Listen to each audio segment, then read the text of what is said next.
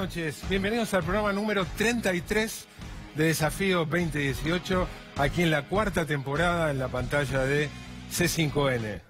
Este es un programa de política y economía, pero una de las noticias del día es que hoy Emanuele Ginóbili anunció su retiro.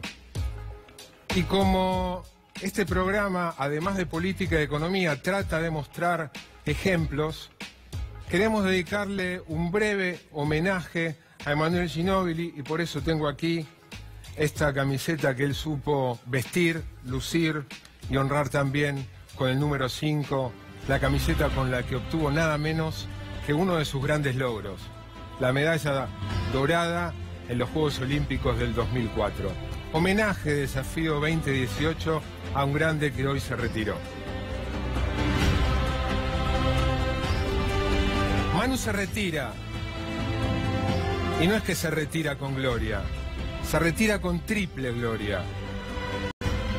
Llenó el aro de conversiones y llenó los ojos del público con sus fantasías. Convirtió a las principales figuras mundiales de su deporte en admiradores suyos.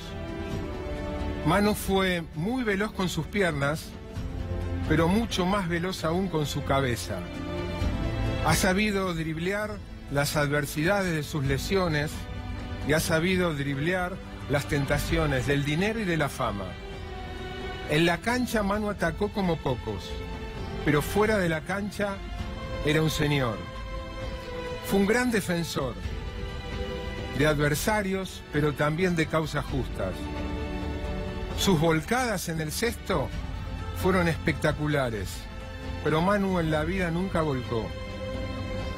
Bajó infinidad de rebotes, pero lo que logró no fue de rebote, sino que lo logró con talento, con esfuerzo, con inteligencia y con mucha perseverancia. Manu pasaba el balón como pocos, pero nunca se pasaba de la raya. Fue una estrella gigante, pero más se destacó como líder de equipo. Fue y es mucho más grande que su 1,98 m. Manu dejó un tablero lleno de ejemplos. Orgullo, leyenda. Gracias, Manu.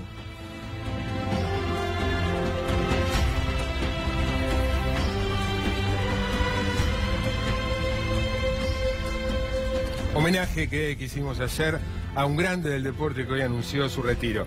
Bueno, el programa de hoy, más allá de este homenaje, va a tocar los 3 temas de actualidad.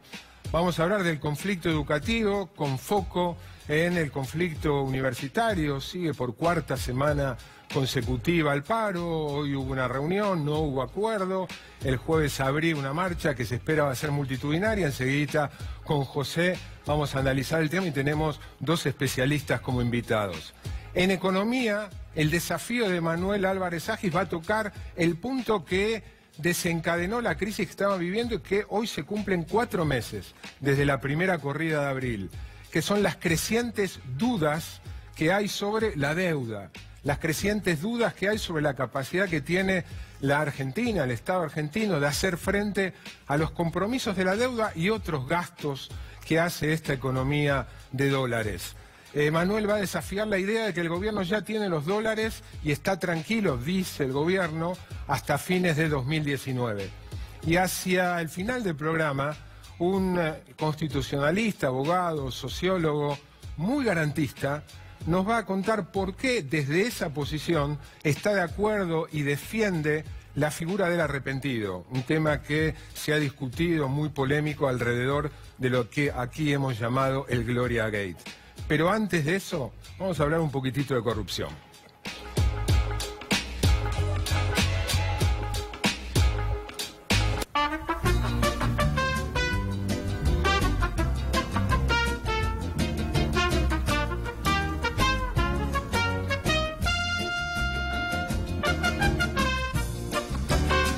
¿Cuánto dinero se robaron? ¿Cuánto dinero se robó el kirchnerismo? Mandan fruta, eso estaban viendo recién en la pantalla. ¿Por qué? Porque se están diciendo disparates, y no uno, sino varios disparates. Cálculos sin ningún tipo de asidero, sin ningún tipo de fundamento, acerca de cuánto habría sido el dinero que el gobierno kirchnerista, los gobiernos kirchneristas se habrían robado. En esto que van a ver ahora, un breve clip, van a aparecer algunos de los cálculos disparatados respecto a cuánto dinero se habrían robado en los 12 años del kirchnerismo. Presten atención. Elisa, ¿y cuánta plata pueden tener los Kirchner?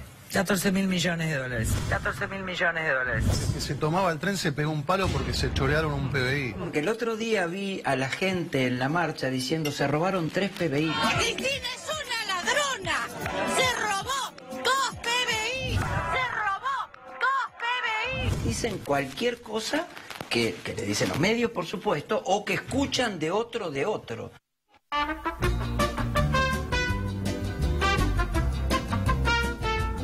Se robaron un PBI, 2 PBI, o según Guillermo Fernández dijo que vio en la marcha de la semana pasada pidiendo que allanen las propiedades de Cristina, 3 PBI. Para que tengan una idea, un PBI son 500.000 millones de dólares. 2 PBI es 1 billón de dólares, 3 PBI es 1,5 billones de dólares.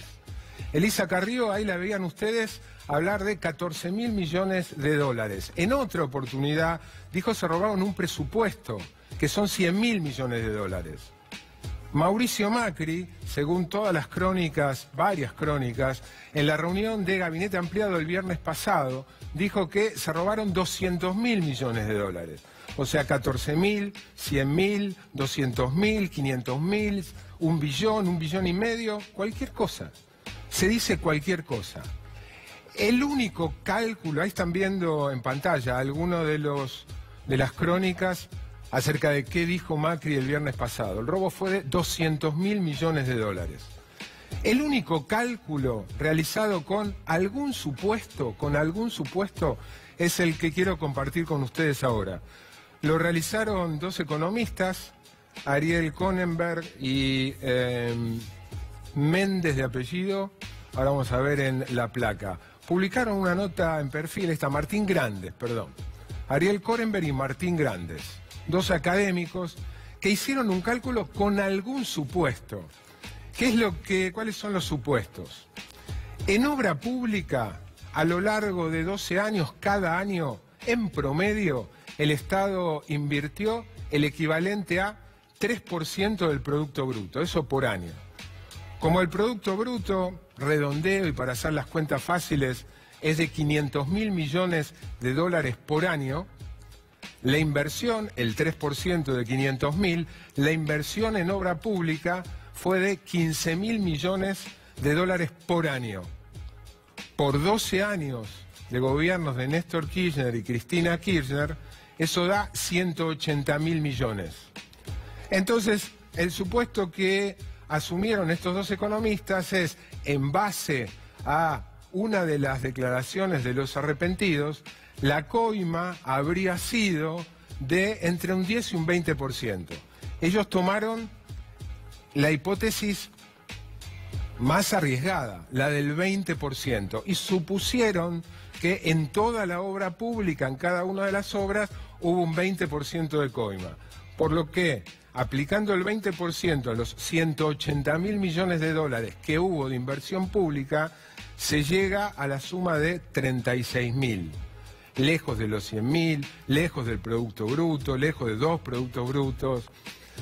Con esto de ninguna manera pretendemos ni minimizar ni relativizar la importancia, la gravedad, el daño que la corrupción implica para el funcionamiento de la economía, como degradación del comportamiento social, como desincentivo a pagar impuestos.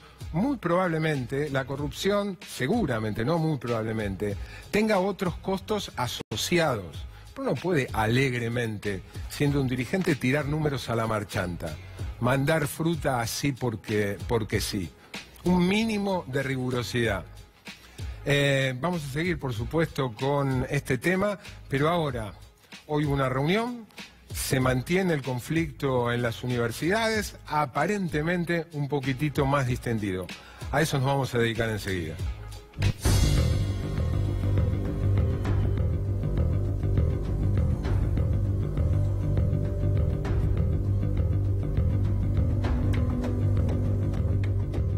Enseguida vamos a estar hablando con dos especialistas, pero ahora nuestro columnista, uno de nuestros dos columnistas estrellas, José Natanson. Muy buenas noches. ¿Qué tal, Marcelo? Buenas noches. ¿Qué tenés para analizar sobre el conflicto educativo y la realidad educativa? Vamos a empezar diciendo que en general tratamos de escaparle a estas miradas singularistas, ¿no? Estas miradas que dicen que Argentina es un país excepcional, diferente a todos los países. En algunas cosas es diferente y en muchas otras es parecido a otros países que están cerca. En esto suscribimos la idea de Borges. Es que Borges decía que todos los pueblos de la provincia de Buenos Aires se parecen, incluso en eso de creerse distintos. Una linda ironía de Borges. Argentina se parece mucho a otros países de América Latina y se diferencia en algunas cuestiones. Una de las cuestiones en las que se diferencia es en su sistema universitario nacional. El sistema de universidades públicas de Argentina marca una diferencia con otros países de la región, con Chile, con Brasil, con Uruguay, etcétera, etcétera. Argentina tiene un sistema de universidades nacionales que es vibrante, es inclusivo, es masivo y es igualador. Son 57 universidades que más o menos alojan a 1.800.000, 2 millones de alumnos. Público y gratuito. Público y gratuito. Vamos a ver algunas falacias que se propagan sobre todo desde las perspectivas neoliberales para poner en cuestión y para poner en duda las ventajas de este sistema. La primera es la idea de que el sistema universitario argentino no garantiza la graduación de sus estudiantes, es decir, la terminalidad, aquello de, bueno, se empiezan un montón y todos abandonan. Esta es la evolución de los estudiantes universitarios argentinos de 2006 a 2014. Fíjate cómo pasaron, está puesto en miles de estudiantes, 1.500, o sea, 1.500.000 estudiantes, un poquito más en 2006, entre grado y posgrado, cómo llegaron a superar los 2 millones de estudiantes totales en 2014. Vamos a ver la siguiente placa que muestra cómo, al mismo tiempo que aumentaba la cantidad de estudiantes, aumentaba la cantidad de estudiantes que se recibían. Se recibían 85.000, 90.000 estudiantes en 2006 y se reciben casi 120.000 en 2014. Es decir, aumentó más la cantidad de graduados que la cantidad de estudiantes. Proporcionalmente aumentó más la cantidad de estudiantes que terminan que la cantidad de estudiantes que se inscriben. Ahora, esto por un lado. Por otro lado, creo que también vale la pena poner en cuestión la idea de que lo único que tiene que hacer la universidad es fabricar graduados. Las universidades públicas son el lugar donde se produce conocimiento. En la Argentina no hay otro lugar donde se produzca más conocimiento que en las universidades públicas. En articulación con el CONICET, que tiene muchas veces sede de sus investigadores en las universidades públicas, es un lugar donde se produce conocimiento. Las universidades públicas obviamente tienen que generar personas que ingresen y que se gradúen, pero no solo tienen que hacer eso. Tienen que participar de los debates públicos, tienen que imbrincarse con la sociedad mediante sus secretarías de extensión universitaria y tienen también que producir conocimiento. Este es un aspecto que muchas veces se pone en duda cuando se piensa que la universidad es simplemente una fábrica de graduados. Segundo mito... O sea que un abandono, una no terminación, no es, por supuesto, sería mejor que se gradúen, que reciban el título, pero no es un fracaso absoluto. No necesariamente es un fracaso. Por otra parte, al ser un sistema tan amplio de ingreso masivo y restricto, es lógico que tenga menos porcentaje de graduados que otros países que hacen, por ejemplo, un examen de ingreso antes. Segunda cuestión, segundo mito, la idea de que la universidad es un subsidio a los ricos, a las clases medias, algo que en su momento mencionó María Eugenia Vidal en una frase muy polémica. Los pobres no llegan a la universidad. Efectivamente, los pobres, y que es una realidad pre-universidades del conurbano. María Eugenia Vidal estaba viendo un mundo que por ahí funcionaba, aquello en los años 50, 60, 70, pero que dejó de ser así hace mucho tiempo. Fíjate esto, la progresividad de la Universidad Argentina. En los años 90, el 20% más pobre de la población recibía el 9% del gasto universitario. El 20% de los estudiantes más pobres, del quintil más pobre, se recibían el 9% del gasto universitario. El 20% más rico, el 35% del gasto. Fíjate cómo se fue haciendo más progresivo. En 2010, el 20% más pobre ya recibía el 13% del gasto universitario y el 20% más rico el 25%. Y en 2014, el 20% más pobre... ¿Es el 20% más pobre de los estudiantes? De los estudiantes. El 20% de los estudiantes del quintil más pobre de ingreso, recibe en 2014, el último año para el que hay números, el 15% del gasto universitario, el 20% más rico, el 21% del gasto universitario. ¿Qué quiere decir esto? Que el sistema universitario argentino se fue haciendo más progresivo, más justo, más igualador, que el Estado gasta más en los que menos tienen dentro del sistema universitario. Una cuestión muy interesante, el sistema universitario argentino es uno de los pocos del mundo que admiten al estudiante trabajador. Es posible trabajar y estudiar. La mitad de los estudiantes argentinos busca trabajo y el 20% es jefe de hogar. Algo impensable en otros países, como en Brasil, en Chile, etcétera. Bueno, no por nada, hay cada vez más, sin esto significar una invasión, ni mucho menos, ni siquiera una invasión en cantidad numérica, pero hay cada vez más estudiantes de América Latina, fundamentalmente, que vienen a aprovechar los servicios que brinda la Universidad Pública Argentina. Efectivamente. Vamos a ver, Marcelo, un tercer mito, que es la idea de que todo tiempo universitario pasado fue mejor. Esta es una foto famosa de la reforma universitaria del 18, de la cual se cumplen 100 años en este año. ¿Sabes cuánta gente iba a la universidad? ¿Qué porcentaje de la población iba a la universidad en los años 60? El 0,8%. Ni el 1%. Hoy va el 4,5%. Es decir, la reforma universitaria fue un movimiento muy impresionante, vanguardia de América Latina, la completó Perón en el 49 con el decreto de gratuidad de la educación, pero era todavía una universidad a la cual iba un porcentaje muy pequeñito de la población. La Universidad Argentina, además de hacerse más progresiva, se hizo mucho más masiva y más amplia. Con esto no queremos mostrar que la universidad es perfecta, muy lejos de ello, que no hay cosas por mejorar, hay muchísimas cosas por mejorar, pero como está siendo tan castigada en el discurso y tan castigada también con los recursos, con la disminución de recursos, queremos mostrar otra campana, otra mirada. Ahora vamos con José a hablar con dos especialistas.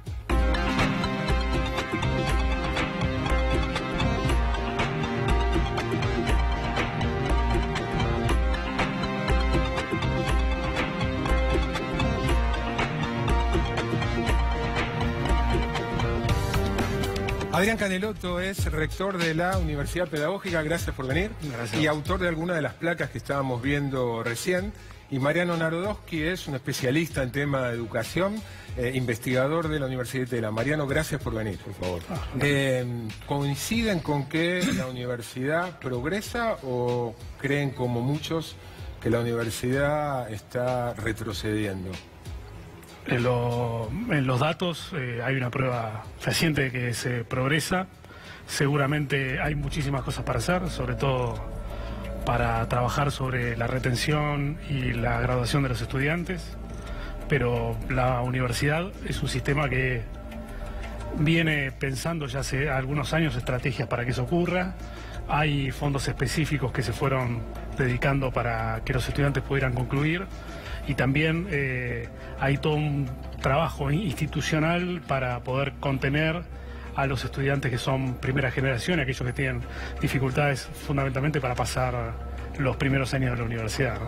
¿Vos, Mariano, coincidís? ¿La universidad mejora o al revés? Todo lo que tiene que ver con más,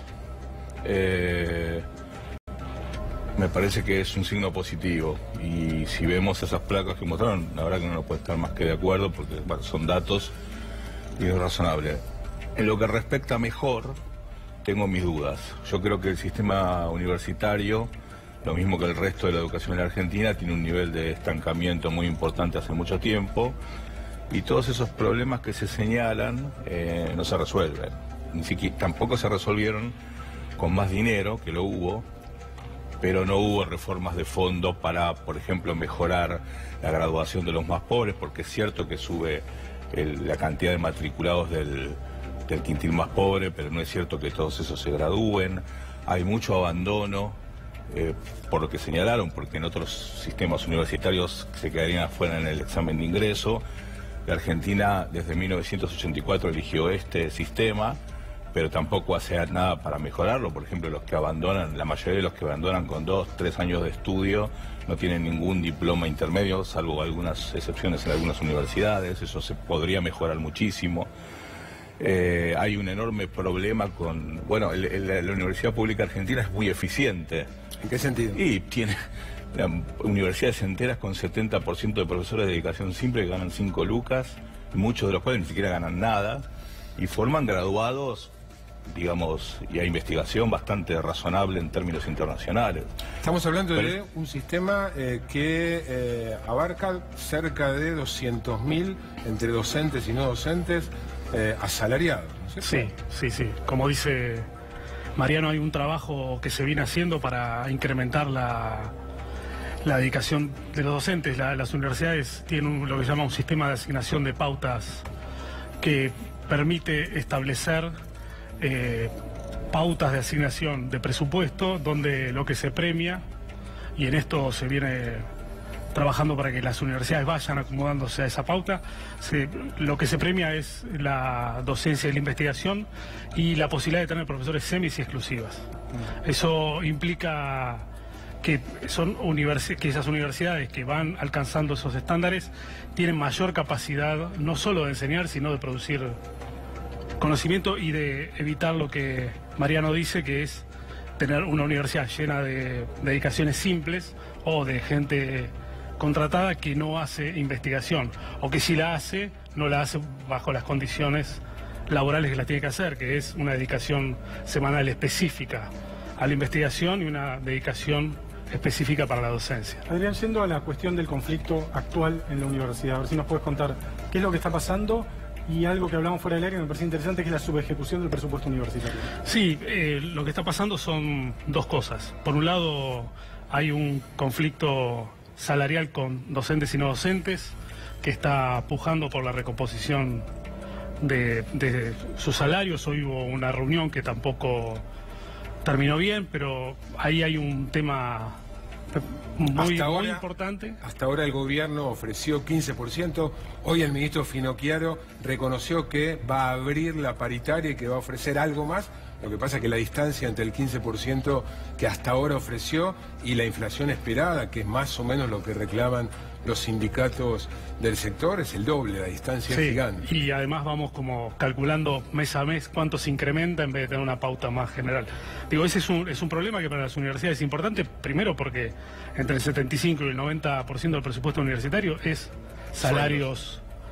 Y en ese caso, además, esos salarios impactan sobre los gastos de funcionamiento que después reciben las universidades. Vos trajiste...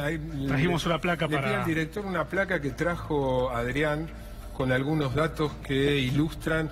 La otra, esa no, la anterior. Siguiente. Unos datos que ilustran eso que estaba mostrando. La placa lo que dice es, esto está sacado del portal del Ministerio de Economía, es lo que se llama presupuesto abierto, con lo cual es accesible a todo el mundo. Lo que dice eso es que de lo que se debió haber transferido al día de hoy, se transfirió el 83%, que parece mucho porque la mayoría lo ocupa los salarios, pero faltan transferir al día de hoy 12.677 millones de pesos a las universidades. Ya deberían haber recibido. Y eso tiene que ver con gasto de funcionamiento, con becas, con el Fundar, que es un programa específico para el desarrollo de universidades, con infraestructura, con lo cual lo que los rectores estamos tratando de decir es que hay un problema con los salarios, sí, hay que atenderlo y hay que resolverlo, pero también hay un problema derivado del incremento de los costos de funcionamiento de las universidades por dos motivos, o por tres si se quiere: el aumento de las tarifas, la devaluación y la inflación. Pero ahí veíamos, le pido al director otra vez la placa, veíamos otros renglones donde la subejecución, es decir, lo no transferido, es aún mayor. Sí, claro. Si me permitís, Marcelo, también es lo que está tratando de decir Adrián, me parece que es que al cumplir solo con los compromisos de sueldo, de salario, el resto de los gastos universitarios, que es lo que tiene la universidad para mejorar infraestructura, investigación, becas, etcétera, están congelados o no se ejecutan, digamos. Incluso los gastos de funcionamiento básico. Una universidad tiene que pagar alquileres, algunas de las que no tienen sedes, tienen que comprar insumos, muchos de los insumos tienen algún componente importado, tienen que pagar las tarifas, etcétera. Todo eso es un paquete que se está hoy pagando con un fondo que fue ejecutado, o que, mejor dicho, que no está ejecutado de manera total y que además fue calculado con un presupuesto que decía que la inflación iba a ser del 15 y el dólar iba a estar a 19, con lo cual todo eso quedó desfasado y no hay una compensación específica de eso. ¿Cómo analizas, Mariano, la actitud del gobierno frente a este conflicto y derivado de estos números que acabamos de ver? ¿A qué lo atribuís? Me parece que la reacción es la típica frente a una situación de ajuste fiscal. Algo parecido, no tan grave, pasó en 2014, algo parecido, no tan grave, pasó en 2005, en 2005 hubo varios meses de paro universitario, en 2014 hubo problemas salariales y de ejecución presupuestaria también. A mí el problema, digamos, me parece que es lamentable porque todos estos problemas profundizan los déficits que se resuelven, que se tendrían que haber resuelto desde el 2004 al 2017, que tiene que ver con cómo optimizar los recursos que tenemos, cómo hacer para que una universidad pública en la Argentina sea más o menos parecida a cualquier universidad del mundo, que el 70% de sus profesores son de tiempo completo y no a la inversa, donde un profesor ad honorem sea una excepción y no la regla. Eso evidentemente en un contexto como este no se puede discutir, porque para eso hacen falta más recursos y hace falta un debate mucho más inteligente para a eso quería ir. Supongamos que los economistas nos gusta hablar de la teoría del helicóptero. Sobrevuela un helicóptero y manda todo el dinero necesario como para resolver este conflicto y para poner al día las partidas que están subejecutadas. No hay, por el momento, supongamos, no hay problemas de recursos. ¿Qué reformas necesita la universidad que no sean con fondos? Bueno, me parece que ese es justamente el problema. Eso es lo que vimos en las épocas de crecimiento de tasas chinas, en donde hubo un aumento del gasto en educación en la Argentina, no del 6%, eso no es cierto, pero fue un gasto muy importante, en el 6% del PBI, pero no hubo reformas estructurales. Hubo marginalmente algunas como las que el profesor plantea, algunos programas de mejoramiento, pero estructuralmente, por ejemplo, en términos de una universidad volcada a la docencia, a la investigación y a la extensión, con un cuerpo de un 70% de profesores con dedicación exclusiva que se puedan ocupar de la investigación, de sus alumnos, de hacer tutoría, de que los alumnos no abandonen. Eso no se hizo. Cambios, flexibilizaciones en los planes de estudio en algunos casos. No, Mariano, ¿el movimiento de inclusión no lo considerás un avance, digamos, el hecho de que haya más chicos en los sectores? No, por supuesto que sí, arranqué diciendo eso, pero una cosa es más y otra cosa es mejor. Pero yo creo que la etapa del más, que es tirando plata desde el helicóptero, implica que obviamente que vayan más chicos más chicos pobres. Más chicos pobres a la universidad, si bien es cierto que todavía el gran déficit lo tenemos en la escuela secundaria, porque vos recordás que cuando terminó el 2015, de cada 100 chicos que ingresan a la escuela secundaria, el 60% no la termina en tiempo y forma, y de ese 60%, el 65% de ese 100 son adolescentes, varones, pobres, que quedan relegados a la exclusión, a la marginalidad, y que obviamente no van a la universidad. Eso no quiere decir que no haya pobres que no vayan a la universidad, porque a veces nos confundimos con eso. Entonces a mí me parece que ese es el gran desafío y es lo que lamentablemente no vamos a debatir este año y probablemente tampoco el año que viene. Yo lo que discutiría un poco es que comparto parcialmente su mirada, que es, me parece a mí, más típica de las grandes universidades. Es más cierto. Subacéntrica, ¿no? Es cierto. Hay universidades en el conurbano, más chicas, o en el interior, que sí están haciendo cosas, porque lo que dice él es cierto. Las universidades, al ser más jóvenes, más chicas, tienen más capacidad de reacción institucional. Y ahí hay una serie de recursos que se pusieron, y de prácticas y de experiencias, que son muy interesantes. Pero es cierto que las grandes universidades son las que tienen, en general, muchos problemas. Cuando uno dice vamos a dar títulos intermedios, en general para las chicas es mucho más sencillo.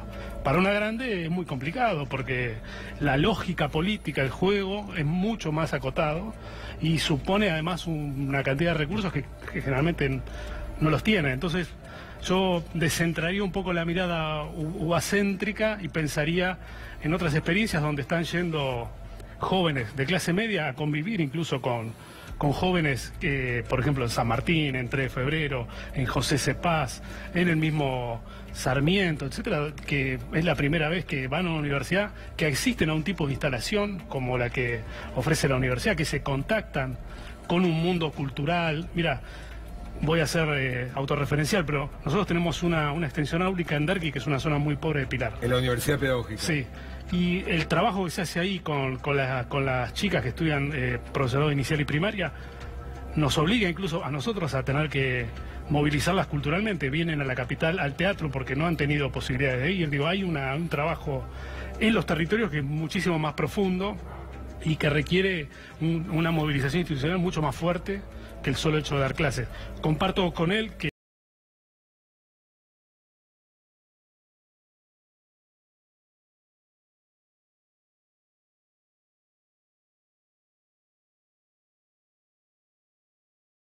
trabajo, sea porque tienen docentes ad honorem, sea porque tienen docentes contratados, porque que era lo que decía la otra placa, ¿no? Uno puede con la misma plata dar 4 comisiones, 6 comisiones, 8 comisiones, 12 comisiones, en la medida que precariza el trabajo y hace más rentable, entre comillas, pero más precarizado el empleo, ¿no? Hay dos miradas. Déjame agregar algo que yo comparto, y efectivamente universidades como San Martín, como Quilmes, como 3 de Febrero, Universidad del Conurbano. urbanos, y han hecho progresos muy importantes ya desde los 90, ¿no? La verdad que han cambiado en gran medida su enfoque sobre la cuestión.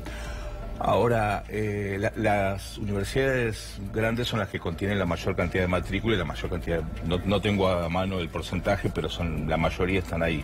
UBA Tecnológica, Rosario, Córdoba, las Tucumán, clásicas, ¿no? Claro. Cuyo, etcétera. Me parece que también debiéramos discutir seriamente, por lo menos empezar a discutir si esas universidades son gobernables, así como están en un contexto en donde la Argentina decidió que tiene ingreso restricto por ley, porque eso está en una ley del final de 2015, eso no se puede cambiar. Yo le haría algunas modificaciones, Por pero ejemplo, esto es así. modificaciones. No, me parece que lo que tiene que ser irrestricto es el ingreso al nivel terciario, al nivel superior, no necesariamente a las universidades. Porque el problema es que el alumno que va a la universidad abandona, sobre todo el alumno pobre que abandona, y no tiene una opción por fuera del sistema universitario, que podría ser una opción que sea una tecnicatura, que podría ser una opción que pueda ser con algún tipo de capacitación, etcétera. Entonces nos quedamos o en el viejo modelo universitario de mi hijo el doctor o nada. Y eso me parece que se puede mejorar en dando ingreso restricto no a la universidad, sino a todo el sistema de educación superior. Pero el punto es que las grandes universidades también merecen ser repensadas, porque yo entiendo una universidad masiva como la de Buenos Aires hasta el 2015, en donde se sanciona por ley el ingreso restricto. Hasta ese momento tenemos que pensar, bueno, si realmente vamos a tener ingreso restricto, no hay ninguna forma, ningún tipo de selección de alumnos, entonces sería realmente pensar si modelo francés cuando se paró París 1, París 2, París 3, es decir, hay formas en el mundo que podríamos, o no, o dejarlo como está, sabiendo los enormes problemas de gobierno, de gestión interna que eso tiene. Vos hablaste, Mariano, antes, dijiste, bueno, esto que estamos viendo, el conflicto universitario, la muy mezquina oferta por parte del gobierno, la subejecución, es otros ejemplos del ajuste general de la economía, del ajuste fiscal. También puede pensarse como, en particular respecto a la educación pública, es una política deliberada del gobierno de desatender la educación pública para que poco a poco se vaya volcando a la privada, y no necesariamente o no solamente como una consecuencia, como un elemento, como un instrumento del ajuste. No, el proceso de privatización más brutal en la historia de la educación argentina se dio el kirchnerismo, donde las escuelas públicas perdieron el 10% de sus alumnos, y las escuelas primarias privadas crecieron el 25%, dato inédito a nivel mundial, un retroceso fenomenal. Y en el caso de las universidades, también durante el kirchnerismo un crecimiento muy importante de la universidad.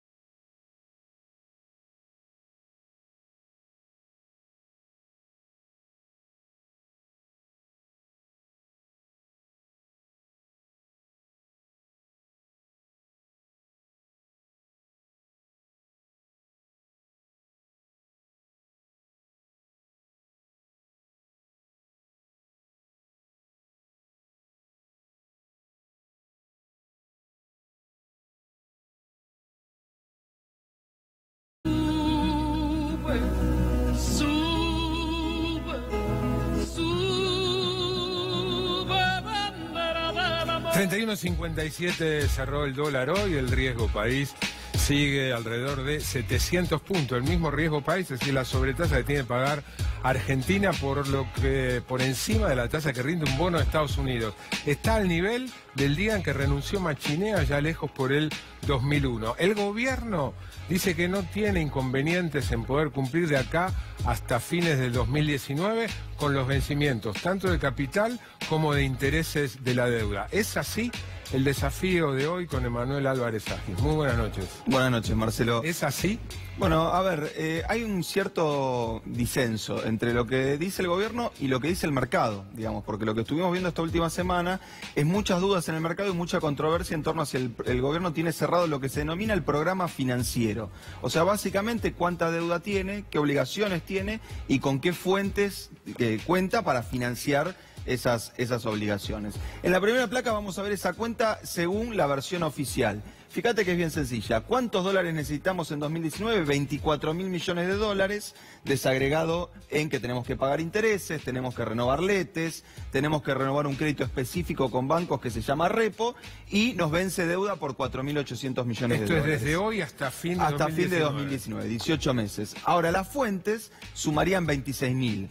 Y fíjate por qué, porque estamos esperando arriba de los 15.000 millones, 11.700 millones del fondo, organismos internacionales que nos presten plata por 1.300, letes que vamos a renovar casi 7.000, otro repo, otro crédito con bancos por 4.000 y renovar en el mercado internacional deuda por 3.000 millones. Si esa fuera la cuenta, nos sobran 2.500 millones de dólares. El gobierno se está encargando de comunicar esto a los mercados y los mercados parecen no creerle. En la segunda placa vamos a ver por qué, digamos, porque el mercado hoy para la Argentina está cerrado. ¿Qué significa eso? Que Argentina no puede colocar deuda en el mercado externo. O sea que si mañana te vencen $100 de intereses, vos lo tenés que pagar. No podés tomar $100 más. Entonces, si tachamos esas fuentes que suponen que el mercado está abierto,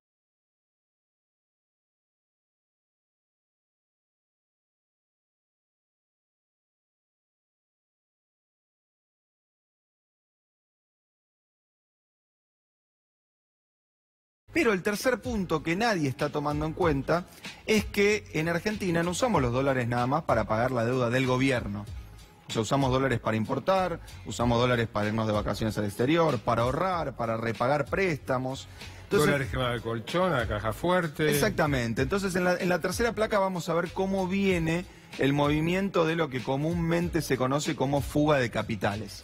Vos sabés que hoy cualquier argentino, empresa, privado puede comprar la cantidad de dólares que quiera con tal de que tenga esos pesos declarados, o sea, que tenga esos pesos en blanco. Bueno, de hecho, la última información, corregime si no es así, en el mes de julio, 1.350.000 argentinos, puede haber alguna superposición, serán 1.200.000, compraron dólares en un mes. Ojo con ese dato, es 1.350.000 personas, físicas o jurídicas. Ajá. O sea, también son empresas. Sí, por ahí, la mayoría son... Sí, pero por ahí una empresa te puede comprar 100 millones de dólares. Un particular te puede comprar 3.000 dólares, por ejemplo, en un mes. Fíjate cómo viene la compra de particulares. En los 7 meses acumulados que lleva 2018 en comparación a esos mismos 7 meses durante todos estos años. Fíjate que en 2018 se nos fue por fuga el doble que en cualquier año que vos quieras comparar como el peor. La reelección de Cristina, por ejemplo, donde hubo una corrida muy fuerte, nos llevó 12.000 millones de dólares. La crisis con el campo, 12.000.